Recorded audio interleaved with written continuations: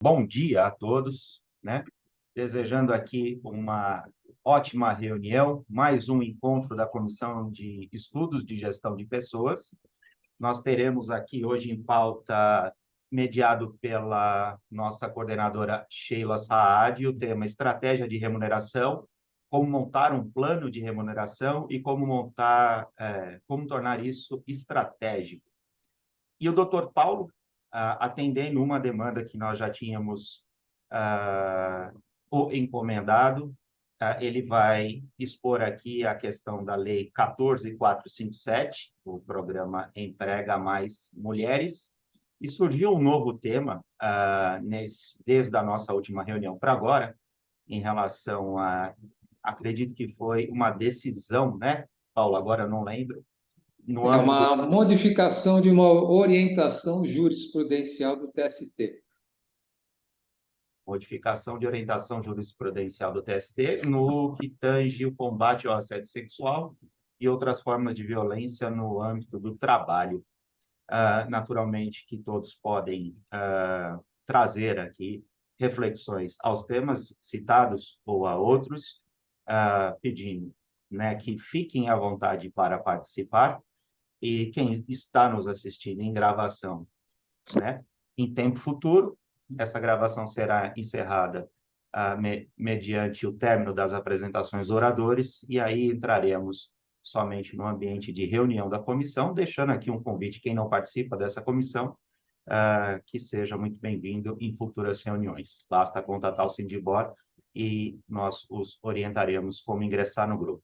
Dito isso, passo a palavra para a nossa coordenadora, Sheila Saad. Muito obrigado, Sheila. Muito obrigado, doutor Paulo. Começando pela Sheila, a palavra é sua. Por favor, Oi, Sheila. olá a todos, bom dia. É um privilégio. Eu sempre falo isso porque é verdade. Eu sou muito feliz de estar aqui com vocês e de fazer parte dessa comissão e de poder discutir com vocês alternativas para a gestão de pessoas das empresas vinculadas ao Sindibor, a BIAB, a Aresp. O nosso objetivo hoje é conversar na sequência daquilo que nós começamos no mês passado e discutir alternativas. Eu sempre acho que quando a gente vai falar de remuneração, nós não podemos ficar longe do advogado, então o doutor Paulo está aqui, meu super parceiro, e aí nós queremos conversar com vocês tirando as dúvidas, pelo menos fazendo alguns insights a respeito de remuneração, porque eu acho que é uma questão importante para todo mundo e sempre gera alguma dúvida a respeito de como é que nós vamos tocar essa questão de estruturação de política de remuneração, revisão de política de remuneração. Então, meu muito bom dia. Vou passar a palavra para o doutor Paulo, para ele dar o bom dia dele, depois a gente começa. Bom dia a todos também. É um prazer estar novamente aqui com vocês, podendo participar desses debates, né, dessas trocas de informações, né? E acho que esse é o grande objetivo do nosso encontro, né? Senão, e que vocês também participem, né? Formulando perguntas, né? Ou trazendo aí alguns assuntos novos, né? Como nós eu combinei com o Reinaldo, né, no começo do ano, que a gente estaria esse ano aqui falando principalmente do acompanhamento aí dessas mudanças da legislação sindical e trabalhista, né, que foi prometida aí pelo governo novo, né, pelo governo Lula, né? E então nós estamos aí fazendo esse acompanhamento, né, dessas modificações da legislação, né, que deverá ser apresentada aí, eu acredito que em breve, né, pelo menos é a informação que eu tenho, que já há uma discussão interna no Ministério do Trabalho com as centrais sindicais na elaboração de uma proposta, né, que proposta esta que depois será também objeto de discussão com os empresários, né, de todos os segmentos, não só da indústria, como do comércio, prestação de serviço, enfim, né, de um modo geral. E a ideia deles, posteriormente, após esses debates com um tripartite, vamos chamar assim, governo, centrais sindicais e representantes dos segmentos econômicos, submeter esse projeto, vamos chamar assim, ao Congresso Nacional, né? E lá também, evidente, né, passará lá por um debate interno, né, que pode trazer modificações nesse projeto, acrescentar novos dispositivos, né, discordar de parcela deles, né? Enfim, nós vamos ter que aguardar esse momento. Então, já aproveitando para trazer essas informações aí sobre o acompanhamento dessas mudanças na legislação sindical e trabalhista. Evidente, nós vamos entrar no mérito delas, né, assim que elas forem divulgadas, né? Isso não ocorreu até o presente momento, tá bom? Então, são essas aí as considerações iniciais aí. Nós vamos começar a falar sobre remuneração estratégica. Eu quero retomar um pouquinho o que a gente falou na nossa última reunião, que nós falamos de qualificação de pessoal. E aí, nós temos um dilema. Eu qualifico a minha turma vai embora, e aí leva meu know-how, meu diferencial, para um concorrente, ou disponibiliza para o mercado. No final das contas, existe uma questão que nós vamos ter que pensar em como reter talento. A remuneração, em alguns estudos, olha, a gente tem estudo do Great Place to Work, das maiores e melhores, que são estudos, a maiores e melhores é feito pela FIA. Great Place to Work é uma instituição, é um instituto que faz análise das melhores empresas. Existe um estudo antiguinho da Tal Spelling também, que é uma empresa americana de gestão de pessoas. No final das contas, em nenhum desses estudos, a remuneração é o fator preponderante de retenção de talentos. Existe uma variedade danada de questões, mas, por exemplo, possibilidade de carreira, possibilidade de crescimento, possibilidade de agregação de conhecimento, esses são os fatores que são preponderantes. De qualquer forma, quando a gente fala em carreira, nós estamos falando em cargo. E o cargo tem que conversar com o padrão de salário. E o salário faz parte de uma estrutura de política de remuneração. E essa estrutura de política de remuneração está vinculada a um modelo de estratégia, ou seja, como é que eu me coloco diante desse mercado. Então, vamos tentar fazer um linkzinho com esse processo de qualificação, pensando em como é que eu vou me encaixar nesse mercado, pensando em como é que eu vou estruturar minha política de remuneração, inclusive vinculado à questão de carreira. Existe uma alternativa aí que muita gente fala, vamos fazer um plano de carreira. Plano de carreira, ele pode ser estruturado de algumas formas, mas o plano de carreira que, por exemplo, prevê, doutor Paulo, me ajuda aí, remuneração por... Tirando aqueles 2 anos de tempo de casa, e aí, acima de 2 anos, eu posso fazer diferenciação salarial, que não entra na questão da isonomia, que cargos e salários, cargos ou funções iguais, que tenham admissão num período de até 2 anos, tem que ter salário igual, a gente tem possibilidade de ter essa diferenciação, mas existe remuneração por competência, que aí envolve qualificação. Isso é uma questão que não está na CLT e teria que estar numa estrutura de plano de carreira. Uma estrutura de plano de carreira precisa ser homologada, porque ela é lateral ao padrão da própria CLT. Então, qual é a melhor maneira de eu... Doutor Paulo, o senhor me interrompa quando o senhor quiser.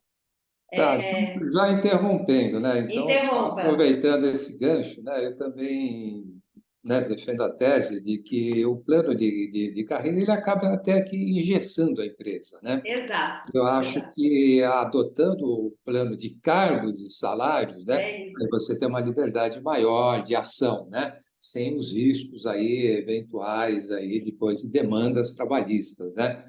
Olha, né, você fica engessado, você vai ter que seguir estritamente aquelas regras. Cargos e salários você fica mais livre para gerir esse plano aí, né? Para Ó, poder remunerar de forma mais adequada para retenção dos talentos da empresa. é Então, isso. Eu não as duas. combinei com o Dr. Paulo, mas Dr. Paulo e eu somos mimi e cocó, a gente pensa igual. Então, vamos pensar no seguinte: cargos e salários também a estrutura de cargos e salários está vinculado a uma projeção de evolução hierárquica. Então, vamos lá. Eu vou falar uma coisa que para muitos é ilógico, mas é uma coisa que eu vejo sempre. Qual é o valor do salário deste cargo? Tem gente que não sabe, porque pode ser X, pode ser Y, pode ser Z, dependendo de quem chega, dependendo do valor do salário anterior, dependendo do que está na carteira de trabalho, dependendo do quanto esse cara, para mim, é interessante, e aí o quanto ele coloca de remuneração necessária para ele poder ser admitido. Então, às vezes a gente chega nas empresas, é um balaio de gato assim do tamanho do mundo. Quando a gente fala em remuneração estratégica, nós estamos pensando no seguinte: quais são os padrões de salário, o quanto eu consigo evoluir na cadeia hierárquica, para onde eu vou dentro dessa estrutura e como é que eu faço um mix entre salário, incentivo monetário, que aí a gente teve o avanço da lei de 2017, eu posso agregar premiação sem ter incorporação no salário, daqui a pouco a gente chega nisso, e eu posso ter condições de agregar benefícios. Eu acho que todo mundo que trabalha com lucro real está vinculado ao PAT. O PAT é um tipo de benefício interessante, é o Programa de Alimentação do Trabalhador, então a gente tem dedução no imposto de renda da empresa, a gente tem alternativas aí para poder organizar e desenvolver o salário não, a remuneração, aumentar o ganho do colaborador sem necessariamente aumentar o salário. Se a gente está falando, por exemplo, em algumas empresas de lucro real, eu imagino que a maioria das empresas vinculadas aqui são de lucro real, nós temos uma questão super complicada, que é a questão de entre encargos diretos e indiretos, a gente dobra o valor do salário. Então, é isso que nós precisamos pensar no final das contas. Então, vamos pensar um pouquinho o que é essa remuneração estratégica. A primeira coisa que a gente tem que pensar é que a contrapartida do trabalho realizado, ela tem que ser adequada ao padrão do cargo. Vamos voltar ao que nós conversamos antes, na semana passada, no mês passado. Se eu tenho um colaborador que para mim é estratégico, um cargo, não é nem um colaborador, esquece o indivíduo, vamos pensar no cargo. Se eu tenho um cargo absolutamente estratégico, ele pode ser inclusive de chão de fábrica, mas esse cargo é um diferencial para eu conseguir evoluir a minha produção, para eu conseguir atender o mercado, e eu preciso estruturar salário e benefício. O meu plano de cargos e salários precisa entender que esse cargo ele tem um diferencial a ser considerado. E eu posso, inclusive, evoluir na hierarquia de forma lateral. Eu não preciso crescer horizontalmente, eu posso crescer verticalmente. Então, quanto é que custa este cargo? Eu tenho um cliente que eu vim de lá semana passada. O valor da pessoa que libera crédito é exatamente o mesmo valor da faxineira. Eu não estou menosprezando a faxineira, não é isso. Mas, estrategicamente, o diferencial da pessoa que libera crédito, é uma rede de varejo, para lojas, é infinitamente maior em termos de risco, em termos de agregação de valor para a minha empresa, do que a faxineira. Sem menosprezar o cargo, não estou falando isso, mas nós estamos falando em termos de importância para chegar até o mercado como um diferencial. Então, a gente precisa entender quanto vale esse cargo. Segunda questão, nós precisamos pensar em como recompensar desempenho. E o desempenho, eu estou falando aqui, o desempenho passado dos funcionários ou colaboradores. O desempenho, ele foi alcançado, ele foi validado. Desempenho precisa ser, muitas vezes, mensurado. E olha só, a gente está falando de premiação, eu tenho um monte de clientes que tenta dar o gato com aquela história de vou transformar comissão, vou mudar o nome da comissão para prêmio e vou tentar pagar sem incorporar.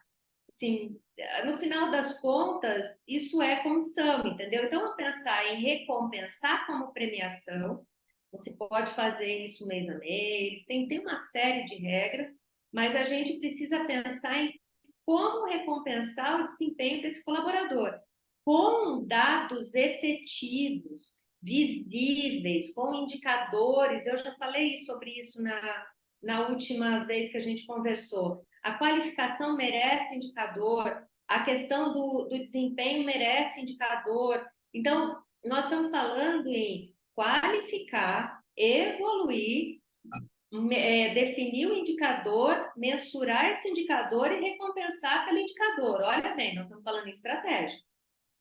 Depois, estimular o comportamento para a realização de metas. Tanto no desempenho quanto nas metas, olha só, eu tenho que ter indicador. E quando a gente fala em... Eu vou fazer uma pergunta para vocês, não precisem responder, mas quantos gestores, nós falamos isso na última vez, eu preciso fazer uma parceria da área de RH com o gestor. Quantos gestores dão feedback para os seus colaboradores? Quantos gestores fazem um acompanhamento das metas? Quantos gestores conseguem identificar o desempenho dos seus colaboradores? E aí a gente consegue pagar diferencial, premiação. E aí, isso vai garantir que essa remuneração ela está intimamente ligada aos valores da organização. Eu, como trabalho só com empresa familiar, ou eminentemente com empresa familiar, isso é uma questão muito legal da empresa familiar. A empresa familiar, ela se vincula com o seu colaborador. Os donos das empresas familiares, eles são acessíveis, para o bem e para o mal, porque às vezes eles até dão bypass nas hierarquias, mas eles são acessíveis e eles consolidam os valores da empresa. Eu posso fazer isso pela remuneração. O que é desenvolver esse tipo de valor?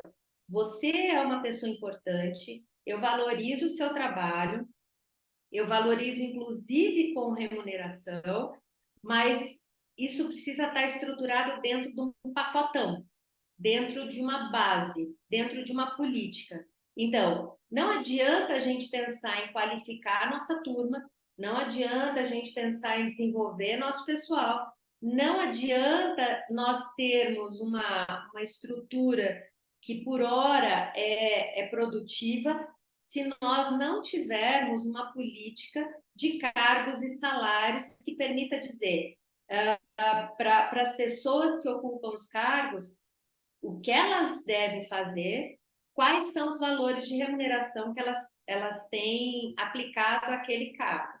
Tudo bem até aqui, pessoal? Sheila, só aproveitando aí novamente, eu acho que dentro disso que você colocou, de indicadores, de metas que devem, né, constar, que devem contemplar esse plano de cargos e salários, só lembrando que a PLR, que é um instrumento de distribuição de lucros, distribuição dos lucros ou resultados, né, ele pressupõe, né, ele utiliza desses indicadores e dessas metas, né, para recompensar os seus empregados, né? Então, quer dizer, eu acho que nós temos várias empresas que hoje adotam esse sistema, o PLR ou a PPR, né, que podem incorporar, agregar esses indicadores, essas metas, para uma avaliação de desempenho dos seus colaboradores, né? Quer dizer, já É isso. existe, eu acho que em algumas empresas até isso, né? É uma questão, Na acredito, convenção tem né? na, con- De agregar, né? Também. na convenção tem PLR para. Não, não, aí é por Não? empresa, né? Tá, A convenção, na nossa convenção coletiva, ela não trata da matéria, né? Ela não disciplina isso, né? Isso tá. é um programa que é estabelecido através de negociação coletiva, né? Entre empresa, empregados e também sindicato, né? E, eventualmente, pode ser até entre empresa e empregados, né? O que eu Sim, quis ressaltar é que tanto a PLR como a PPR, né? Para ela ser implementada, para ela não ter natureza salarial, né? Ela sim, tem sim. que conter obrigatoriamente indicadores, metas, né? Como atingir essas metas, né? Para que ela possa ser paga aos seus colaboradores sem esse caráter de natureza salarial, né? Então, colocando aí dentro dessa estratégia, né? De, Uhum. de plano, de cargos de salário, de avaliação de desempenho dos empregados, né? Eu acho que esse é um instrumento que pode ser agregado também, né? Alguns indicadores e metas, né?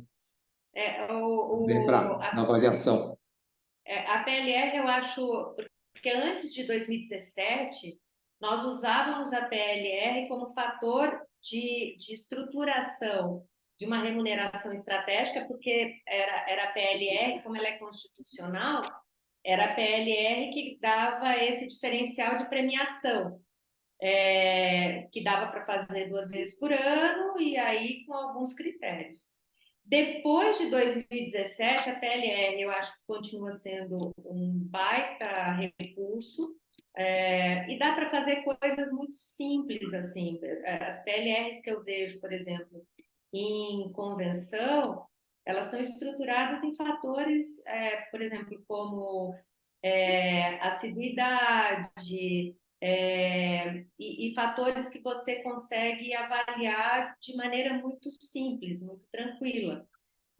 Mas, de qualquer forma, a PLR continua sendo um baita recurso, precisa ser homologada, né, doutor Paulo, no sindicato?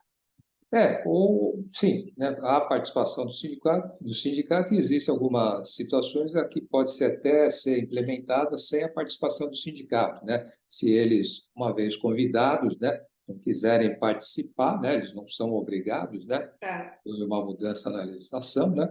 Aí sim é direto entre empresa e empregados. Mas normalmente há a participação do sindicato profissional, né? Até para evitar aí discussões futuras se aquilo que foi estabelecido tem natureza salarial ou não, em razão da não participação do sindicato, né? Quando há por parte da Receita Federal, a fiscalização, né? E aí eles às vezes caminham nessa linha, né? Olha, como não houve participação do sindicato, então isso não atende à lei, então isso tem natureza salarial, é pagamento de salário disfarçado, né? A título de É, PPR ou de PLR. Então, para evitar isso, isso. as empresas normalmente também contam com a participação do sindicato profissional, né? Eu acho que a gente precisa pensar em quais são os indicadores que a gente pode colocar. Dá para pagar, por exemplo, se você colocar 3 padrões, por exemplo, de produtividade, vamos pensar em 2, que é o que me vem na cabeça agora: produtividade e assiduidade. Você, dependendo dos indicadores que estão contemplados lá, você pode pagar metade se o indicador foi alcançado, e aí organizar o que é que vai ser pago. Então, eu acho super bom. Eu acho que ainda é um dos mecanismos mais seguros. Certo. A premiação eu acho boa também, desde Sim, que a sem dúvida. gente não vincule a faturamento ou que de alguma forma seja comissão disfarçada. porque isso eu vejo com muita frequência. É muito comum colocarem a comissão como premiação e achar que isso daí vai colar. Numa briga trabalhista, talvez não cole. Então, esses fatores, a gente precisa ter muito cuidado na hora de organizar essa definição. A Marisa está colocando aqui que ela usa absenteísmo, refúgio e produtividade. Então, vamos pensar no seguinte: a gente precisa ter uma definição. Só um minutinho, Reinaldo, só terminar esse raciocínio. A gente precisa ter uma definição do que é o indicador, se esse indicador ele é, até para ser estratégico, ele é alcançável e se dá para a gente mensurar esses fatores, senão fica complicado. Fala, Reinaldo. Eu só quero compartilhar, para não estender aqui o assunto durante esta reunião, mas a temática sobre a tributação, né, sobre prêmio e abono, é bastante extensa. A reflexão, as decisões. Existe instrução normativa da Receita Federal lá em 2018, que deu uma bagunçada ainda mais neste assunto. Nós temos um material sobre isso. Eu vou compartilhar, já adiantando que esse material não esgota o assunto. Eu, inclusive, vou pedir que o Dr. Paulo vou enviá-lo e pedir que ele revise, né, esse material, e então nós enviaremos a vocês, os membros da comissão, tá? E, obviamente, que em obtendo esse material, caso ainda tenham dúvidas sobre a questão da tributação, a gente pode voltar a essa temática numa reunião futura. Naturalmente que o aspecto da tributação, ele perpassa, né, a questão da forma como este prêmio abono é concedido, né? Então, não só no aspecto quantitativo como qualitativo que a Sheila está tratando aqui, né? Mas existem essencialidades que precisam ser observadas no âmbito de leis e normas supervenientes aí que regem a matéria. Existe uma série de fatores que a gente tem que levar em consideração, e eu acho assim, por que para mim é tão importante falar sobre esses dois fatores que a gente está falando da primeira reunião e dessa reunião?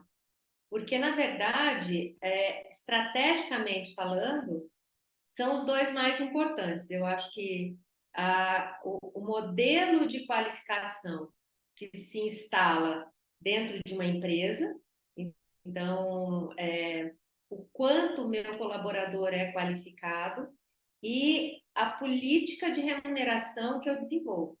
Então, são fatores absolutamente estratégicos. Nem a gestão do conhecimento, nem a política de remuneração são muito fáceis de estruturar, mas a gente precisa começar a pensar nas variáveis e nas questões que a gente vai ter que colocar. E essas políticas, as empresas que estão aqui, todas elas têm políticas de remuneração, atuam de alguma forma, mas a gente tem que pensar também numa questão de evolução de mercado. Por exemplo, a gente tem uma geração que está vindo agora. Eu que sou uma pessoa antiga, eu não sou velha, eu sou antiga. Nós ficávamos muito tempo nas empresas e isso era um fator diferencial. Hoje em dia, essas gerações mais jovens, eles querem ter muitas experiências, eles querem crescer rapidamente e eles não esquentam muito o banco dentro das empresas, não. Eles mudam com muita velocidade. Então, a gente tem que pensar em o quanto eu vou conseguir medir do retorno desse meu colaborador, proporcionalmente à qualificação que eu dei para ele, o quanto ele vai me devolver em termos de produtividade, e aí eu conseguir, no tempo que ele ficar sendo altamente produtivo, e acho que sem qualificação, sem acompanhamento não tem isso, e o quanto A remuneração pode fazer com que a gente aumente o período daquelas pessoas boas, logicamente, e que produzem dentro da organização. Então, nós estamos falando numa questão de gestão do conhecimento, avaliação de desempenho e estratégia de remuneração como fator de retenção de talento e de evolução da empresa diante do mercado que ele atende, que a empresa atende. Acho que é isso. Posso continuar? Então, vamos lá. Na verdade, quando nós falamos de remuneração estratégica, nós estamos levando em consideração, primeiro, o quanto essa remuneração impacta positivamente no colaborador. Então, nós estamos falando de remuneração total. Salário, que aí é o quanto... eu vou ser bem soco na boca do estômago, tá? O quanto vale esse cargo para essa empresa. A gente já vai falar sobre questões de como é que eu monto essa estrutura de cargo, mas normalmente a gente sabe o que é que o mercado paga, pelo menos de uma forma superficial, você consegue identificar o quanto o mercado paga, mas eu já cheguei a ir em empresa, isso logicamente é uma distorção gravíssima da situação, mas que a empresa, por falta de caixa, pagava o salário com um cheque pré-datado. Era o valor de mercado, mas não pagava na época certa e do jeito certo. Então, eu tenho que pensar na minha capacidade interna, na minha capacidade de honrar com essa despesa fixa, mas eu preciso ver o quanto isso impacta positivamente no colaborador. Outra questão super, super complicada é você oferecer um plano de saúde que a pessoa demora uma vida para poder marcar uma consulta, e é mais fácil ir num posto de saúde que usar o plano de saúde para poder ter benefício da consulta. Então, a gente tem que pensar que a relação custo-benefício ela tem que ser interessante para o colaborador. E aí, o quanto a empresa está disposta a arcar com esses valores e quanto ela tem condições de arcar com esses valores. Então, nós temos que pensar nessa capacidade de evoluir sempre, pensando também na retenção das pessoas.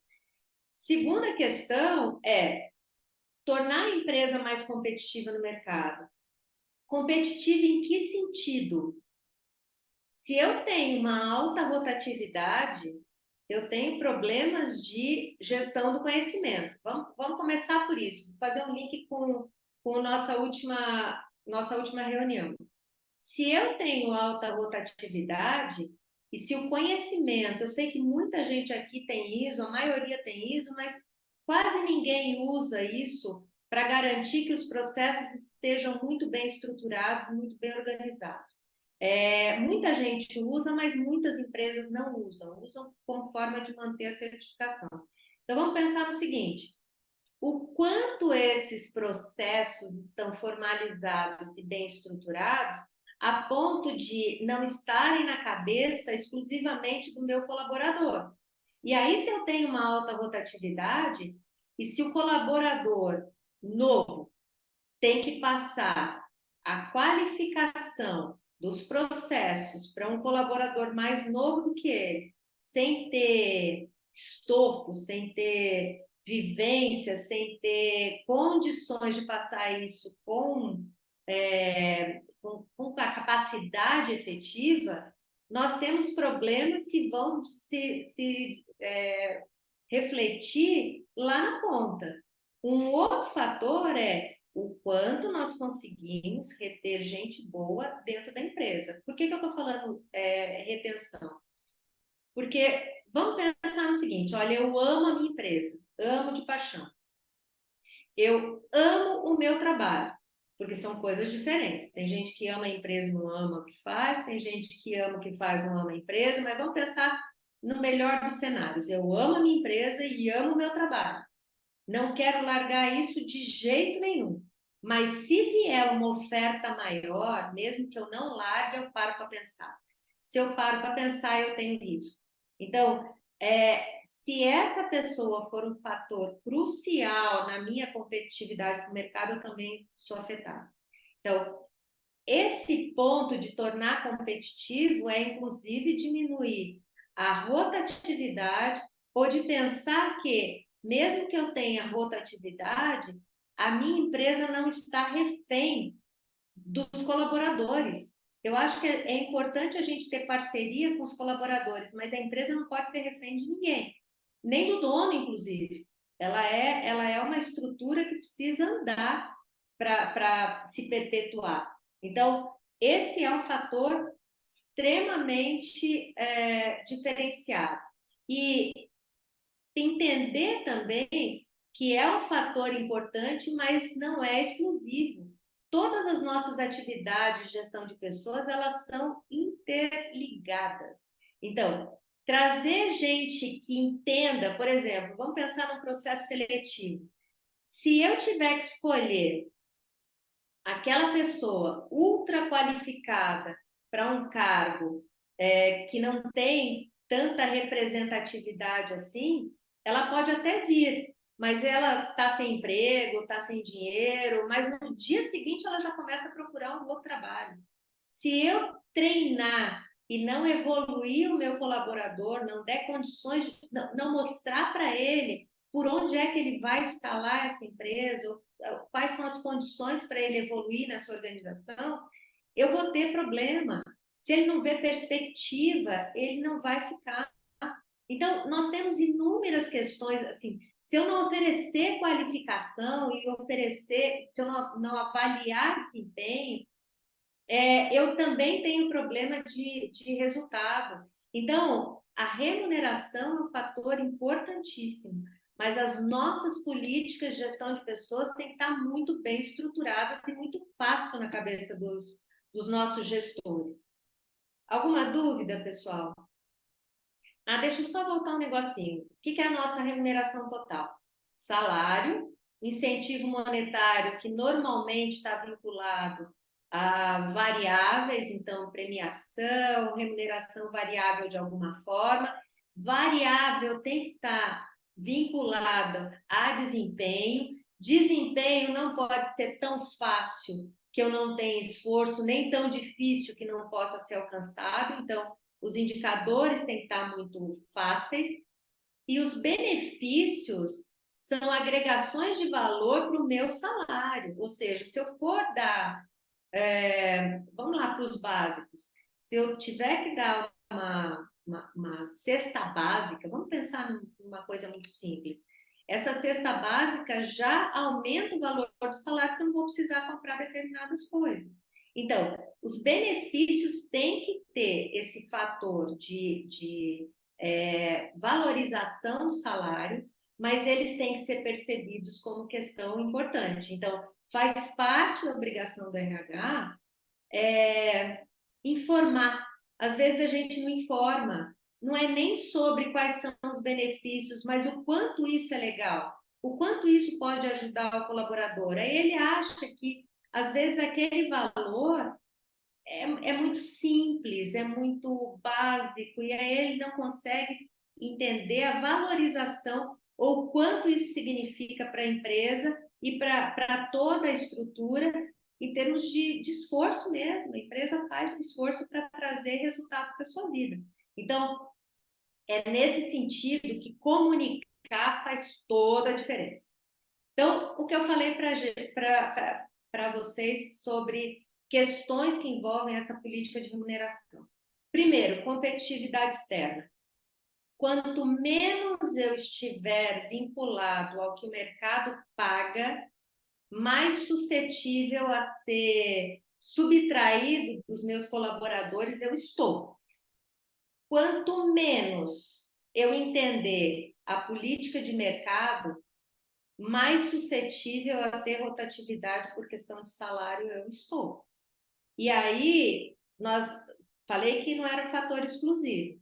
Nós temos, eu quero, assim, se alguém não tiver esse problema, por favor, me avise.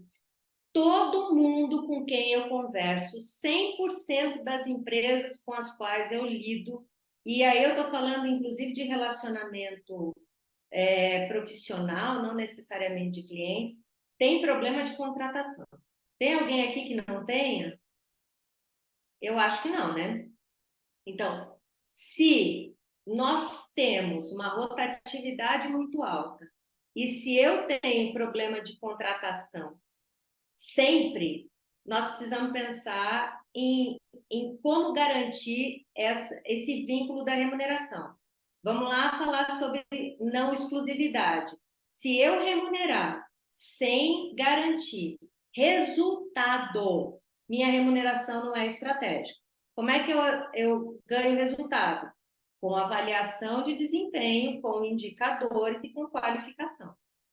É difícil, mas são esses os fatores. Eu não sei se alguém tem alguma colocação, mas é basicamente isso. Falar de competitividade externa, pura e simplesmente, talvez a gente não esteja pensando em condições efetivas da própria estrutura que nós temos.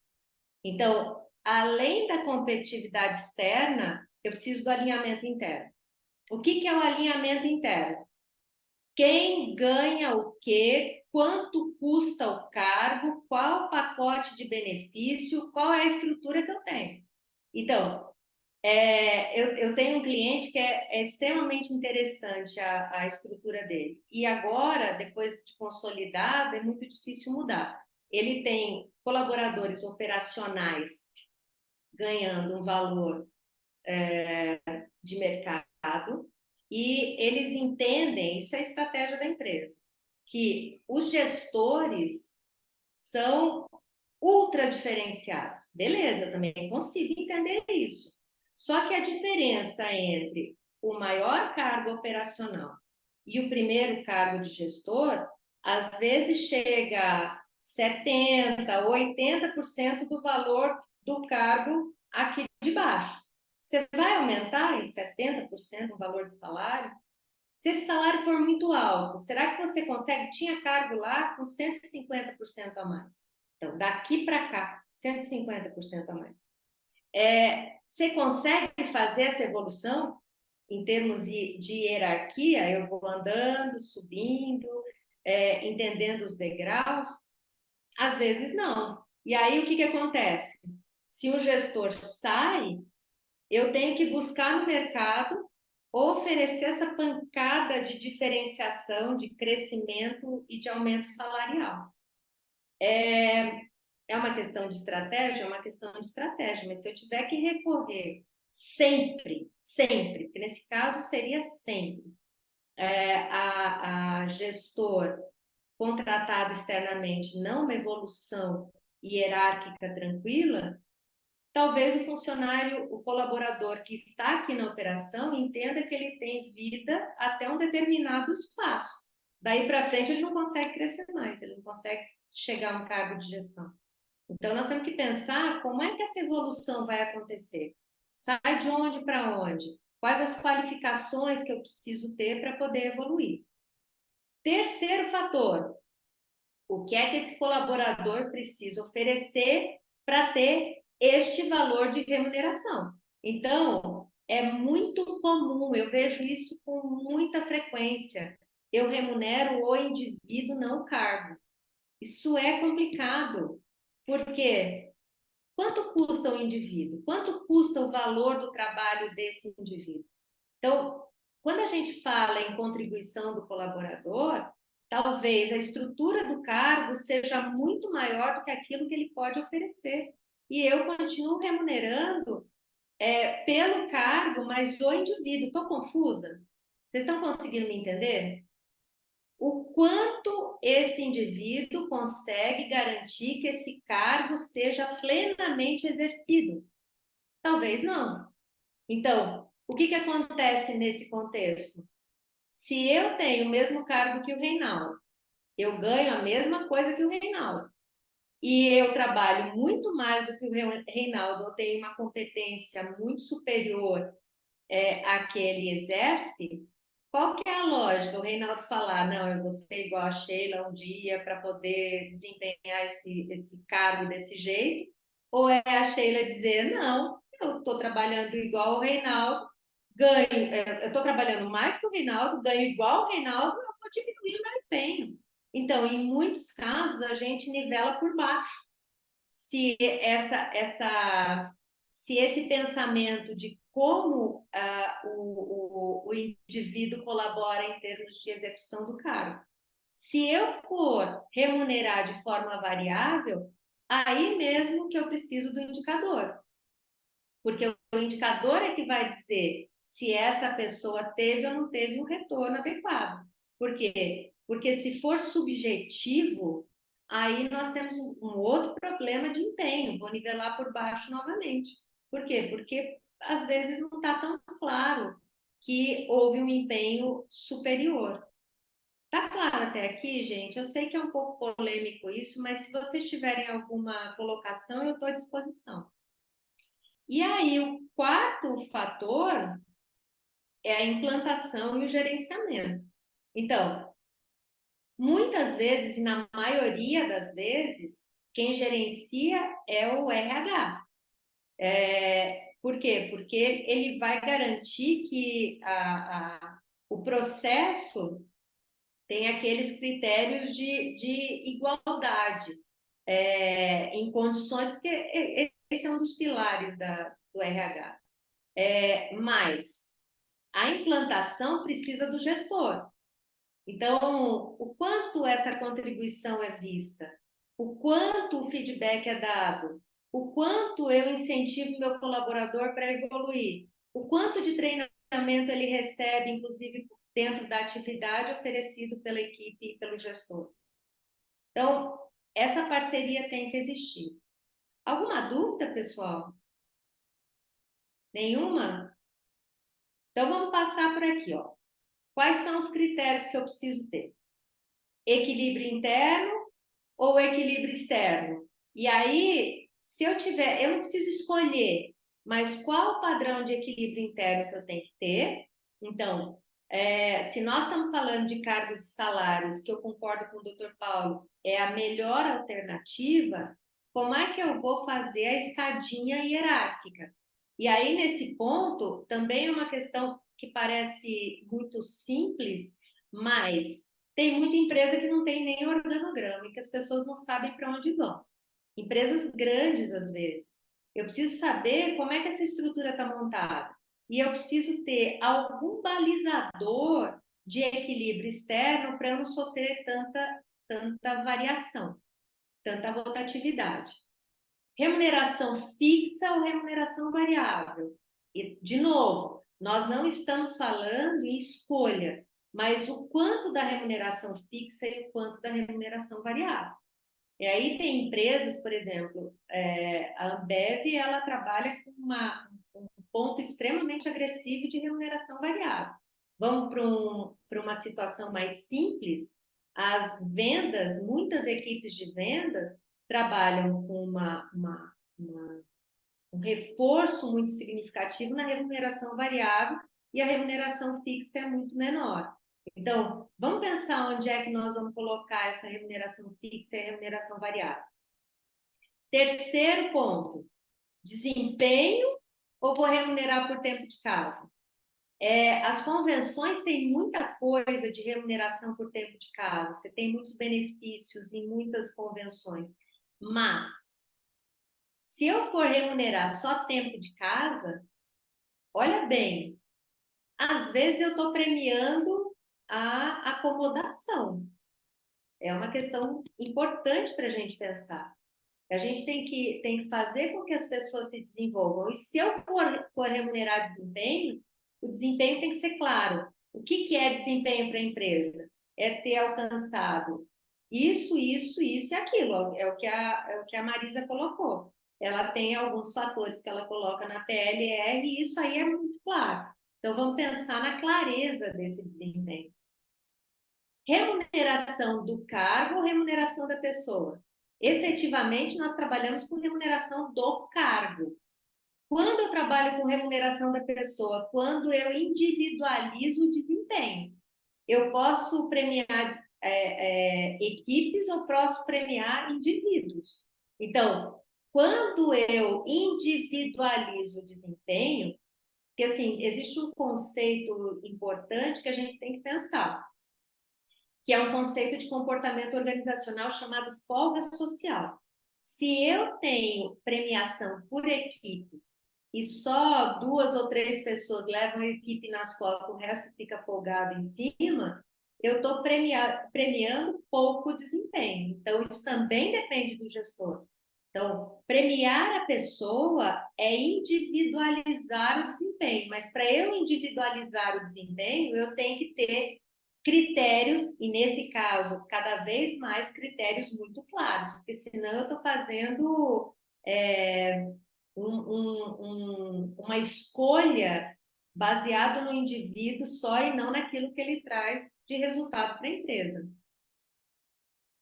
Quinto ponto, igualitarismo e elitismo. Muitas empresas, por exemplo, oferecem benefícios maiores para níveis hierárquicos mais altos. E muitas empresas colocam os benefícios iguais para todo mundo. Algumas empresas, por exemplo, colocam carro, plano de saúde diferenciado, isso é elitismo. Por que eu ofereço elitismo? Porque muitas vezes esse resultado, ele, em termos de competitividade, é melhor. Ou seja, eu ofereço benefícios diferenciados para cargos que me dão diferenciação de competitividade. Vamos pensar num caso muito simples. Eu ofereço carro para os meus gerentes de conta. E aí, esses gerentes de conta são aqueles que têm os melhores clientes. Aí, ele tem possibilidade de deslocamento mais fácil. Isso é elitismo. Tudo bem até aqui, pessoal? Posso continuar? Depois, remuneração abaixo ou acima do mercado. Se eu for oferecer remuneração abaixo do mercado, eu tenho que ter compensação. Quanto mais acima do mercado eu estiver, maior a cobrança em termos de resultado. Então, o que é a remuneração abaixo do mercado? Tem muita empresa que não consegue concorrer porque ela está em processo de estruturação, está em processo de consolidação no mercado. A gente não vai poder competir com empresas muito maiores, com valores muito altos. Eu posso estar abaixo do mercado, mas eu tenho que ter compensação. O que é essa compensação? Muitas vezes é uma possibilidade de agregar conhecimento, muitas vezes é a possibilidade de desenvolver competência, mas isso tem um prazo de validade, digamos assim. Prêmio monetário ou não monetário, muitas vezes a gente consegue premiar de forma não monetária colaboradores, e isso se reflete de forma motivadora. Remuneração aberta ou confidencial, a maioria das remunerações são confidenciais, ou seja, quando é aberta, eu não estou falando quanto é que o Joãozinho ganha. Eu estou falando quanto é que se paga nessa empresa para esse cargo. Então, às vezes é confidencial. E aí, na confidencialidade, você tem condições de fazer determinadas movimentações para poder reter talento. Mas, se optar por remuneração aberta, isso é o escancarado do cargos e salários da empresa. Então, quanto se paga do cargo? Mas, para isso, você tem que estar muito bem estruturado. E aí, centralização ou descentralização das decisões salariais. Ou seja, muitas vezes a centralização está em diretoria, nesse nível maior. Mas a descentralização, eu posso colocar o gerente oferecendo salários maiores desde que não se infrinja, desde que se faça um alinhamento com diretoria, desde que eu consiga ter resultado estratégico e desde que eu não infrinja a lei. Tem isso. Tudo bem até aqui? Então, olha só. Para isso, a gente vai precisar pensar também nos benefícios. Então, complexidade da organização. Quanto mais complexa, maior a minha capacidade de oferecer benefícios que agreguem valor. Então, normalmente, organizações mais simples, e as mais simples eu entendo como organizações que tenham tamanhos menores e menor complexidade de processos e de estrutura, você paga efetivamente o que a convenção coloca. Quando a gente fala em complexidade maior, e isso significa maior quantidade de processos, maior quantidade de controles e maior capacidade de se manter no mercado, e o risco, o tamanho do tombo se essa empresa sair é muito grande, aí essas empresas normalmente são as maiores, então elas oferecem maior complexidade nos benefícios. Capital humano. Quando a gente fala de capital humano, nós estamos falando de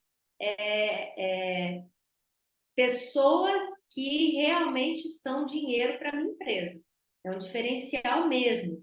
Então, quando a gente fala de capital humano, nós estamos falando na capacidade desses indivíduos darem resultado e serem competitivos, ou seja, o quanto os benefícios que eu ofereço são importantes para essas pessoas. A exemplo daquilo que eu falei do plano de saúde. Próximo ponto, necessidade de desenvolvimento. Eu posso ter questões de evolução da minha empresa, de imagem da minha empresa no mercado, e aí eu agrego benefícios diferenciados. E, por último, e que eu acho muito, muito, muito importante, são os objetivos e ações estratégicas. Então, quem nós somos? Como é que nós queremos nos colocar diante do mercado? Então, por exemplo, uma empresa como a Natura, que tem uma série de benefícios para as mulheres, ela já se coloca como um diferencial estratégico, porque ela é uma empresa muito voltada para o público feminino. E aí ela traduz isso dentro dos benefícios que ela coloca para as colaboradoras. Eu estou dando esses exemplos porque são empresas que a gente consegue visualizar. Mas vamos pensar em quem nós somos. Como é que nós queremos ser reconhecidos? Se nós temos, por exemplo, um diferencial de sustentabilidade, eu posso colocar benefícios para esses meus colaboradores nesse sentido. Então, pensar um pouco nisso faz toda a diferença. Eu estou correndo para terminar. Então, olha só, aspectos básicos dessa aplicação. Quem são os meus colaboradores? Quais são os meus cargos? Quais são as condições econômicas das pessoas que estão dentro da minha empresa? Quais são as condições sociais? Então, quanto mais simples for o meu público, talvez eu tenha ações muito simples também que podem trazer resultado. Qual é a minha estrutura? Quais são as minhas estratégias? Qual é o meu comprometimento social? Então, tudo isso faz diferença diante do modelo que eu vou aplicar das minhas remunerações. No final das contas, o que é que a gente precisa? Nós precisamos, isso daí eu coloquei no mês passado. Nós precisamos de pessoas que sejam parceiros da nossa organização. E nós precisamos que eles tragam conhecimento, condições de trabalho, então a habilidade é a experiência para realizar alguma coisa. E quando a gente fala em inteligência, nós estamos falando em comportamento organizacional. Não é inteligência de QI, é em comportamento organizacional. Eles vão trazer agregação de valor para a minha empresa. Então, começamos lá atrás, na nossa primeira reunião, falando sobre qualificação, e agora nós estamos falando sobre remuneração. Uma coisa não se dissocia da outra, mas para isso a gente tem que ter um modelo que seja um modelo muito simples. Eu sou muito contra sofisticar demais uma estrutura. A gente pode ter resultados muito bons com simplicidade. Então, rever, pensar, analisar qual é o modelo estratégico de remuneração ou qual é a política consolidada faz toda a diferença.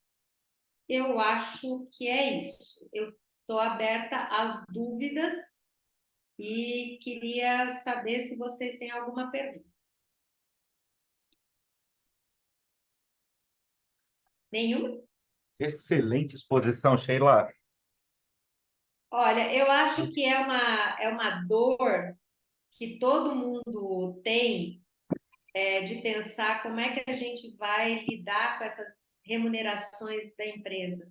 Mas a gente tem alternativa. O meu objetivo era passar para vocês quais são os fatores que a gente pode utilizar e que a gente consiga dar uma olhadinha na nossa estrutura interna, e pensar se dá para melhorar, como é que eu posso melhorar.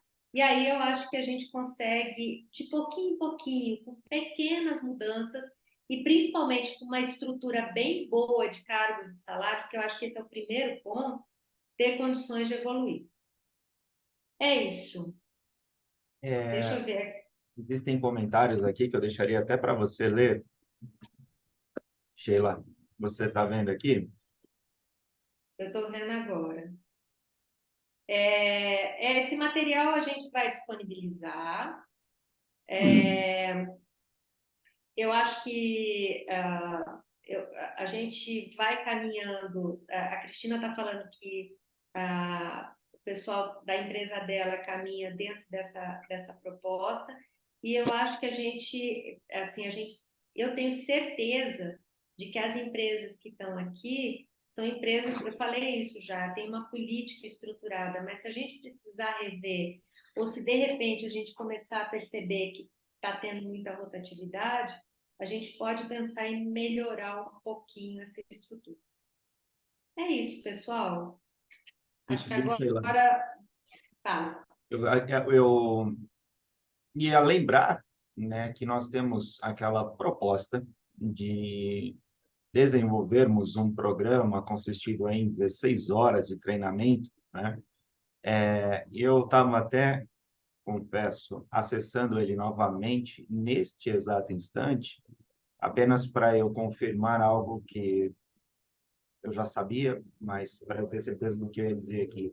No módulo de gestão de pessoas, existe a previsão de abordar a questão de cargos e salários, Sim. ferramentas, cargos e salário, recrutamento e seleção, treinamento e desenvolvimento, política de remuneração e avaliação de desempenho.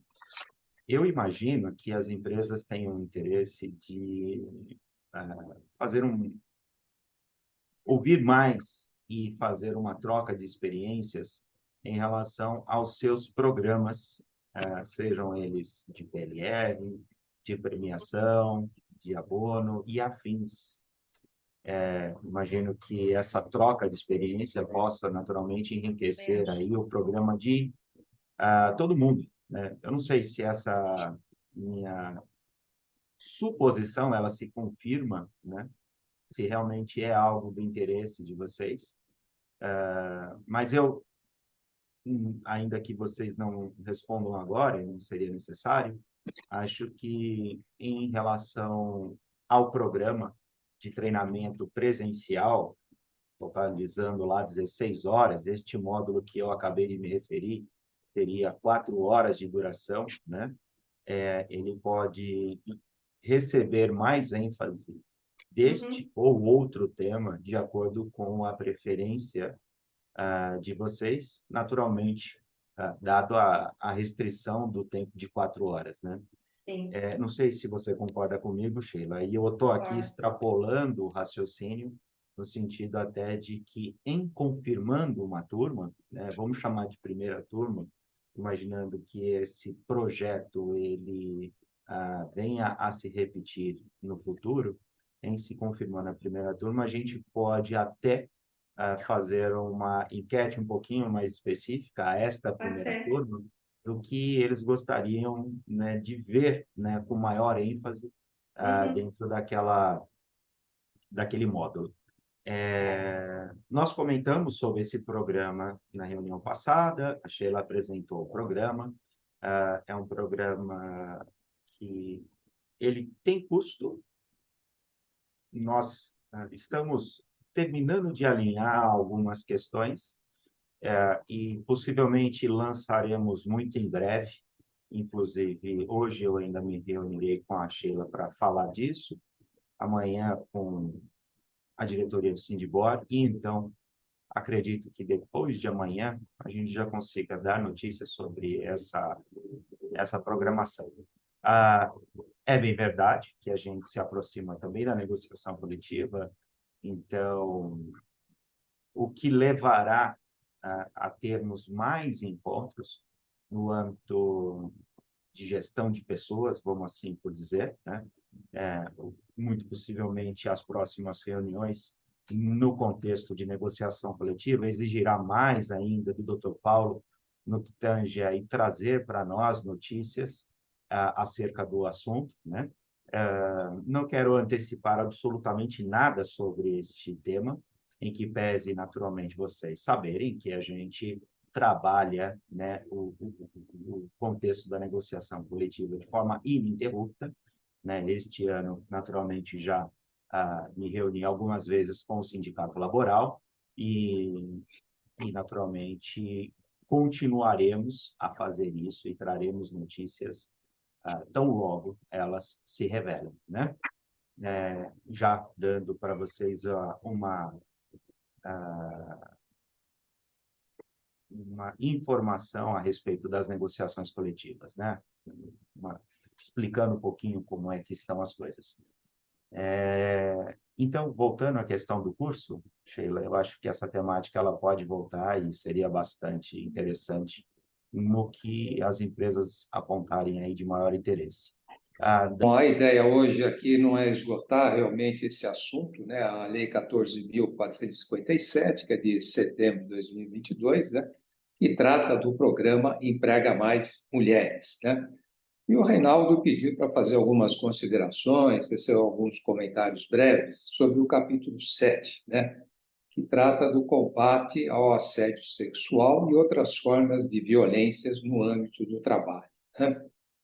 Então, eu gostaria de lembrá-los que é recente, né? Entrou em vigor agora, no dia 21 de março de 2023, a nova CIPA, né? Que é a nossa Comissão Interna de Prevenção de Acidentes.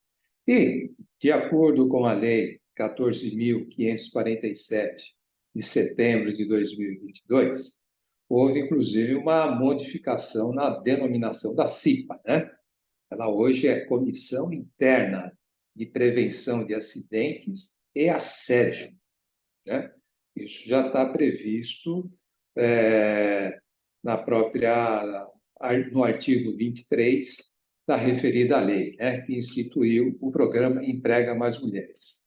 E essa lei também, ela concedeu um prazo de 180 dias para que as empresas se adequem à nova legislação.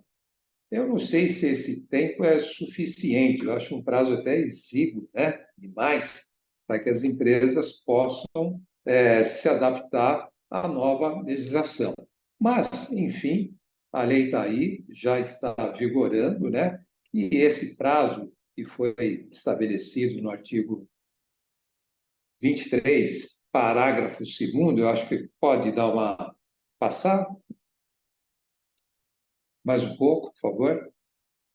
Está lá. O prazo para adoção das medidas previstas no inciso 1º, 2º e 3º e 4º do caput deste artigo entram em vigor 180 dias após a sua promulgação, ou seja, né, ela passou a vigorar a partir do dia 21 de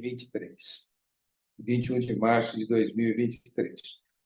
Um aspecto interessante disso aí é o seguinte, outra questão também, né? Eu acho que já deve ser do conhecimento de todos, que o Ministério do Trabalho também regulamentou essa questão por meio da portaria 4.219, de 20 de dezembro de 2022, né? Que introduziu algumas obrigações contidas nesta lei na NR1 e na NR5, né? Que trata da Comissão Interna de Prevenção de Acidentes e Assédio, né? Um aspecto importante para destacar, né, dentro dessas novas regras, que é de suma importância que as empresas tratem dessa matéria agora em seus regulamentos, ou, se tiver um código de de ética e conduta, né, que passem a inserir nessas normas internas das empresas um capítulo tratando desse tema, né? É de suma importância isso agora, até porque a introdução dessas novas regras, né, elas exigem que as empresas também façam uma divulgação muito ampla dessas novas regras, né, perante os seus empregados. Então, como é que isso vai ocorrer? Se a empresa tem um regulamento interno já, né, ou um código de ética e conduta, e se não trata dessa matéria, né, ela deve providenciar isso, introduzir um novo capítulo para tratar desse assunto e pode, inclusive com a participação dos membros da CIPA, né, da empresa, né, tratando disso e, posteriormente, também debater essas modificações, essas introduções eventualmente num regulamento ou no código de ética e conduta da empresa, para debater com seus empregados, né? Porque dessa forma a empresa está dando ampla divulgação disso, inclusive, né, os empregados podem participar, sugerindo dispositivos, regras, normas e condutas também, ou seja, passa a haver uma transparência e uma ampla participação dos empregados na elaboração dessas normas, né? Porque é isso que está previsto na lei, né? Então, hoje, a CIPA ganhou novas atribuições, né?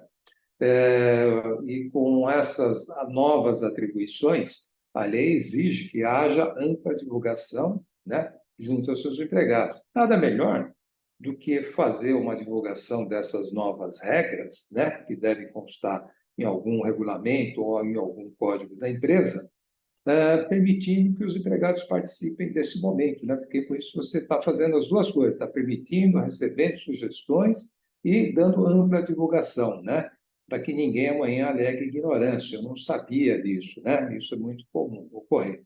É importante também destacar que nessa nova norma, as empresas vão ter que criar um canal de comunicação, né?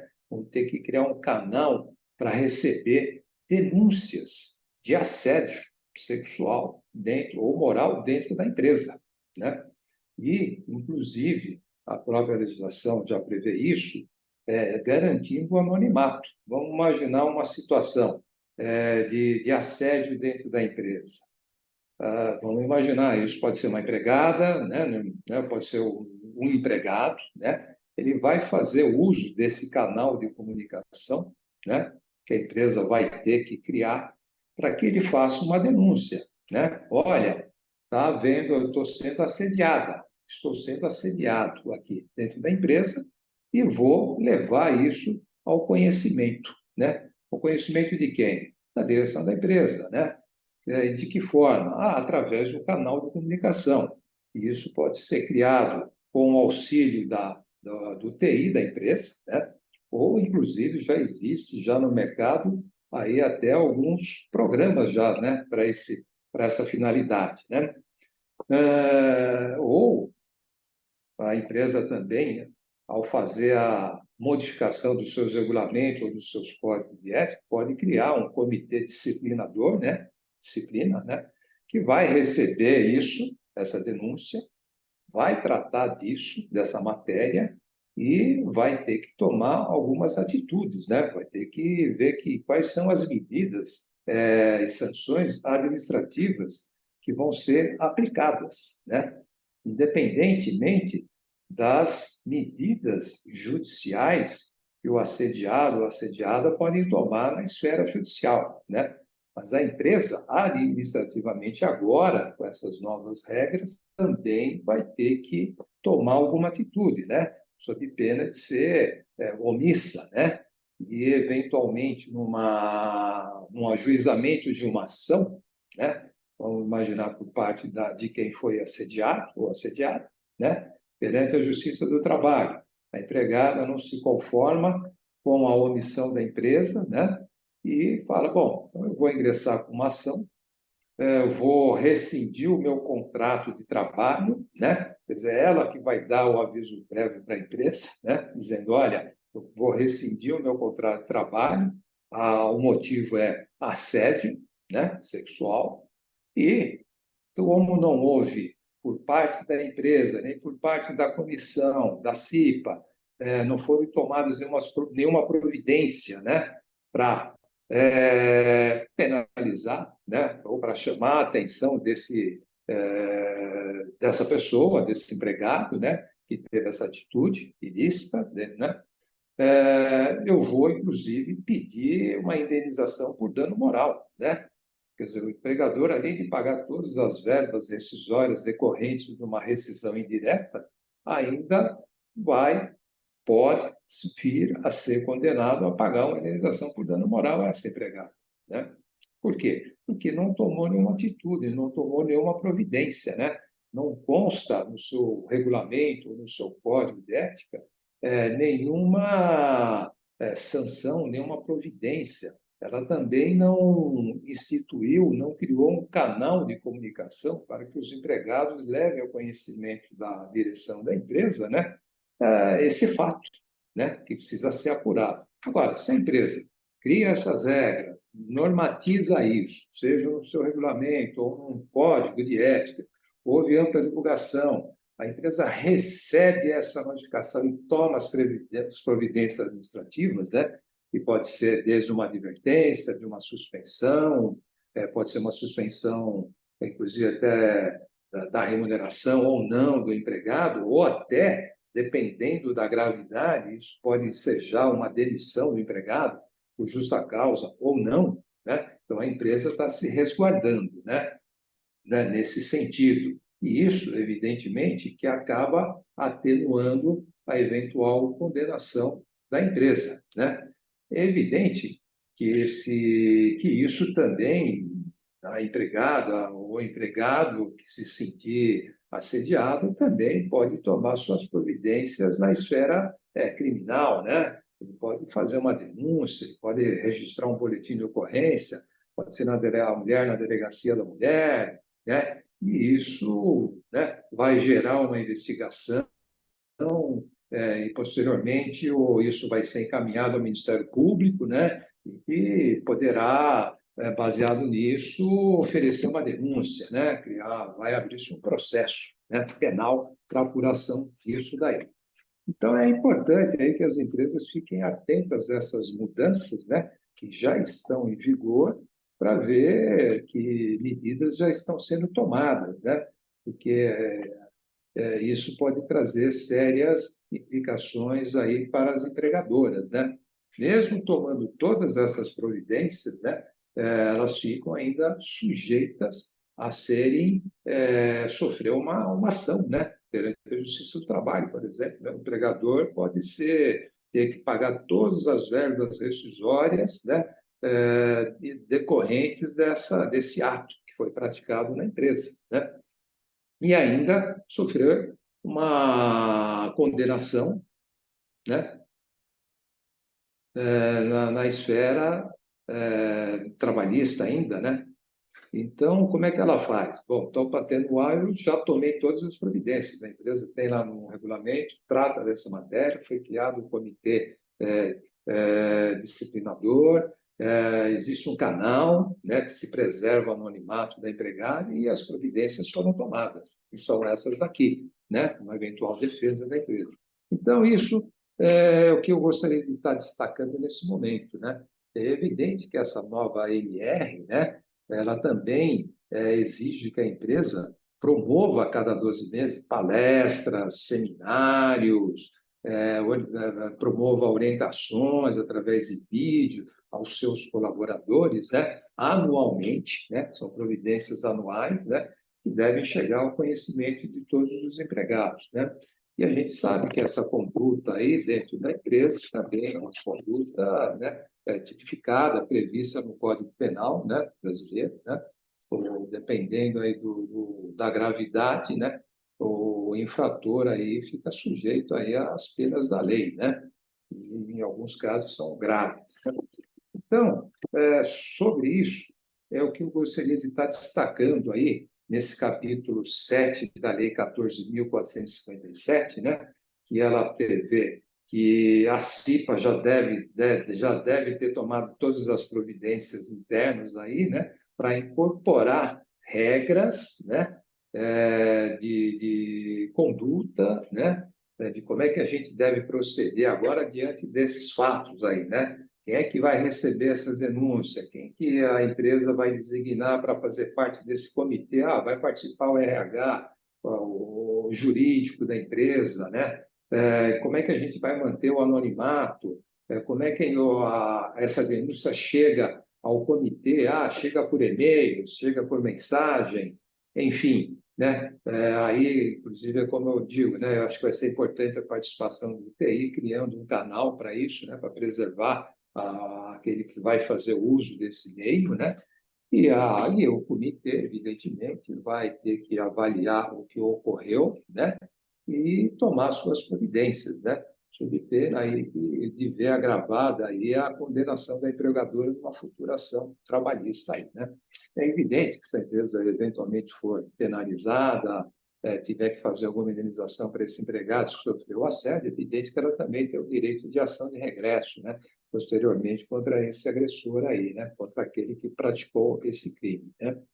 Então, é isso que eu gostaria de ressaltar, né? Então, a lei 14.547 criou, no seu capítulo 7, uma nova comissão, atribuiu novas funções à CIPA, mudou a sua denominação, ela já está em vigor desde o dia 21 de março, então é necessário, é importante que as empresas aí tomem providências no sentido de criar aí, algumas regras tratando dessa matéria, pode ser no seu regulamento, né? Ou criando um novo código de ética e conduta para tratar especificamente disso, e outros assuntos que julgarem convenientes, necessários, aproveitam essa oportunidade e vão ter que, daqui para frente, ficar atentos a esses fatos que possam ocorrer dentro da empresa. Tá? Então, é isso que eu gostaria de destacar nesses poucos minutos que a gente tem, né? Que é de fundamental importância que as empresas fiquem atentas aí a essas modificações da legislação trabalhista, tá bom? E as provas? Não basta ter uma denúncia, correto? Tem que comprovar. Exatamente, né? Quem vai fazer uso de um canal dessa natureza, que vai apresentar uma denúncia, né? O seu anonimato será respeitado. Mas é evidente que ela vai ter que dizer quando ocorreu esse fato, quem que praticou esse fato, se ela tem provas, testemunhal, por exemplo, se alguém presenciou o fato, né? Também poderá ser feito o uso de imagens, né? Dependendo do local onde ocorreu isso dentro da empresa, a comissão também poderá ter acesso às imagens, às câmeras que gravaram, né? Eventualmente essa infração cometida. Então, é evidente, isso precisa ter provas, né? Lógico, se o comitê entende e a denunciante não apresenta nenhuma prova, diz, olha, eu fui assediada, não diz a data, não diz como, por quem, se tem provas, né? Como é que você vai aplicar alguma sanção, alguma pena para o agressor, né? Para quem cometeu esse tipo de assédio, de tipo de crime, porque a empresa também tem que garantir o contraditório e a ampla defesa para quem está sendo acusado, né? Então, recebe-se a denúncia, por isso que esse comitê vai ter que avaliar isso e aí sim tomar todas as providências, se for o caso até abrir um inquérito interno para apurar isso, né? Aí vai se chegar a uma conclusão onde esse comitê vai sugerir um tipo de sanção, né? Pode ser uma suspensão, uma advertência, uma suspensão de 30 ou mais dias sem remuneração, ou eventualmente chegar até a sua demissão, né? Por justa causa ou não, aí vai depender de cada comitê, né? Mas, sem dúvida alguma, né? Não basta acusar, é preciso provar. E da mesma forma que tem que ser garantido o contraditório e a ampla defesa para quem está sendo acusado, né? Nós temos aí o autor da denúncia e o réu, né? Então, tem que se garantir o contraditório e a ampla defesa, né? E aí o comitê vai avaliar para ver né, que providências administrativas vão ser aplicadas ao caso, né? Ô, doutor Paulo, eu tenho uma dúvida. É para assédio sexual especificamente ou para qualquer tipo de assédio? Gente, É inclusive o moral, né? É assédio moral, sexual né? e moral. Até o moral estaria envolvido aí Tá. também. A Cristina tá fazendo uma colocação Só um aqui. instantinho, viu, Sheila? Eu vou pedir, Ah, antes de a gente entrar na pergunta, na questão da Cristina, se o doutor Paulo terminou a exposição, eu vou sugerir que a gente interrompa a gravação e aí a gente entra na questão da Cristina e demais que sugerir. Pode ser? Doutor Paulo, Eu vou sim. pedir mais 5 minutinhos, Reinaldo, para falar Tá bom. da orientação. 5 minutos. desculpa. Orientação OJ 394. Perfeito, Você perfeito. pediu Cristina, para só um instantinho, a fazer gente um já breve volta comentário. na sua reflexão.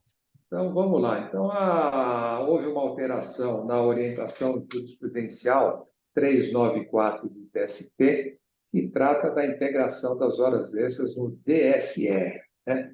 Não é novidade, eu acredito, para quem trabalha no RH, que a integração das horas extras já ocorre nas férias, né? No aviso prévio, enfim, em algumas verbas trabalhistas, né?